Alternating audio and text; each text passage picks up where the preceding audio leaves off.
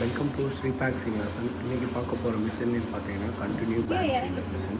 இதோட சப்ளை பார்த்தீங்கன்னா single phase வீட்லேயே யூஸ் பண்ணிக்கலாம். 0.65 இதோட யூசேஜ் பார்த்தீங்கன்னா கடுகு, மிளகு, சீரகம், இந்த ரீபேக் பண்ணுறதுக்கு, ஊறுகாய், இந்த மாதிரி பிளாஸ்டிக்கில் யூஸ் பண்ணுற எந்த கவராக இருந்தாலும், என்ன மைக்ரானாக இருந்தாலும், என்ன திக்னஸாக இருந்தாலும் பாட்டமில் சீல் பண்ணுறதுக்கு பயன்படுத்தலாம்.